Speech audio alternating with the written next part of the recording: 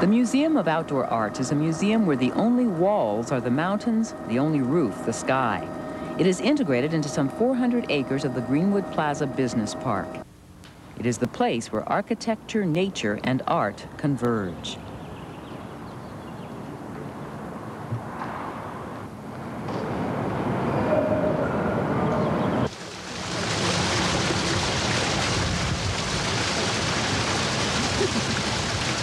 Is this your father's dream? This was my father's dream. It was the idea of developer John Madden, whose daughter Cynthia has run the museum for the past 11 years. Art is meant to be, we believe, a part of everyday experience. And having the art integrated into the architecture, people can come up with their own critiques, their own opinions of it, and it becomes part of the environment. Harlequin Square is a prime example. The 50,000-foot plaza in black and white terrazzo diamonds is in itself a work of art. Carrying through the clown-inspired Harlequin theme are 7 bronze Harlequin figures by American sculptor Harry Marinsky. But throughout the museum, you will find Colorado artists represented as well, as in this imaginative installation by Charles Parsons. Whether you walk, jog, or bicycle through the park, art will surround you. This is the most recent acquisition, an abstract geometric form that looks as though it may have just fallen to earth. In another part of the museum, these lions reign. And they're my favorites because they're so primitive looking. They're in this. And always the visitor is part of the picture. This is a place where you are at home, and the usual rule of look but don't touch doesn't apply. Everyone loves this place, but children especially. I think one reason they like it so much is it's a museum where they don't have to be quiet, and they don't have to honor this space in a reverent manner. They can run and play, have fun. Hello, I'm John Madden. 34 years ago, I was one of the people that helped start Greenwood Plaza, the business park that we're in. How this all started was when we traveled, your father in any museum would go in and touch a piece of a statue or just touch things, and he always got screamed at by the people guarding the museums. Don't touch that, you're forbidden to touch that.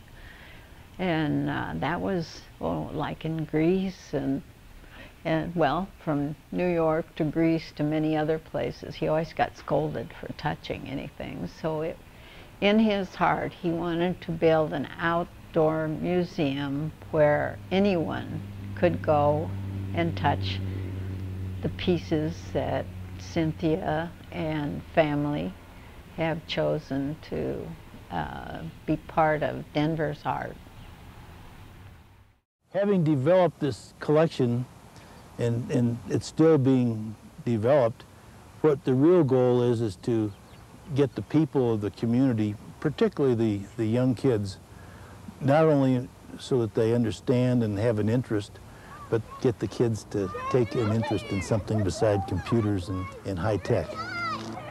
The idea of incorporating the art is to tie it in with architecture and take really 2 categories of supremely super egos, architects and artists, and combine their work, where the architect doesn't necessarily know the artist doesn't necessarily know the architect, but combine their work along with great landscaping and create an environment that is going to be more beneficial to the people in the community.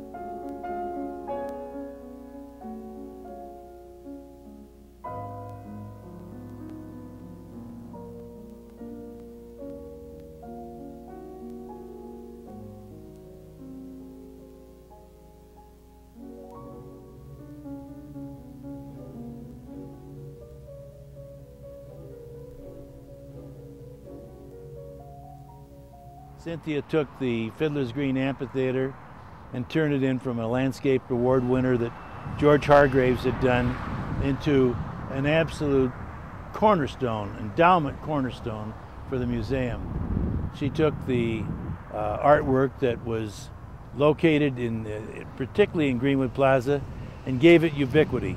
The artwork is now in several places in town, and who knows, there may be a piece of this artwork on a campus far away someday. I'm just so proud of what's happened to the Museum of Outdoor Art and its influence through education, through just about every facet, its influence on the people in the community. A great thing about Fiddler's Green, it is an earth sculpture, but also it's a piece of sculpture that people can crawl inside of it and experience it from a three-dimensional feeling. That's when you really discover that landscape is art too.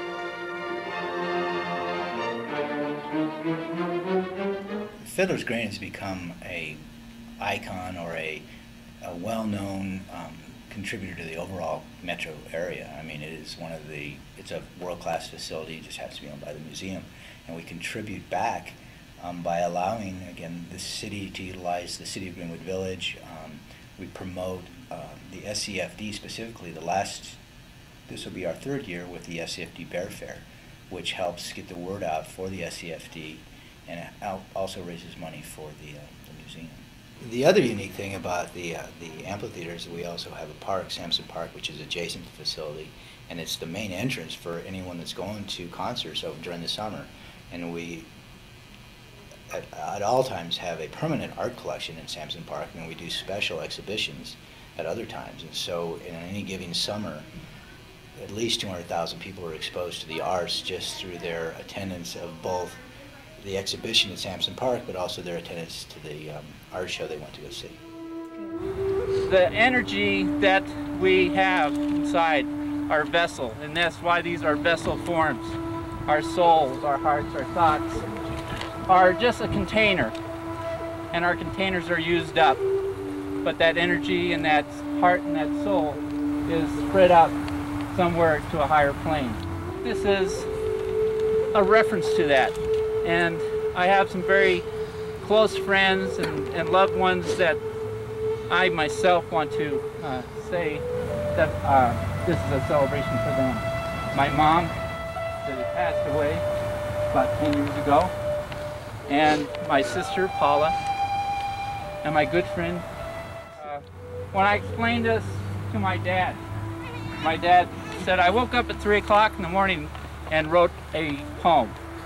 And I'd like for you to share it with me. So this is my dad's poem. Last journey. And so my friends and loved ones too, the time shall come when we must say adieu to this good life and those friends we adore, and travel alone to that distant shore, where love and joy will ever be with loved ones who have gone before. Goodbye, poor health, life's problems and war, for the ocean of life will be rough no more. Look up, my friends, and you may sometimes see a far distant light on a ship at sea.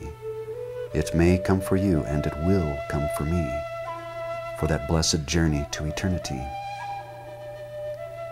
We know not when our time shall be, but when I'm called, shed no tears for me. For the joys of heaven I hope to see when I join my daughter and beloved wife. I thank you, God, for a most wonderful life, for your many blessings and loving family. Also for living in this golden age of history, when countless wonders became reality.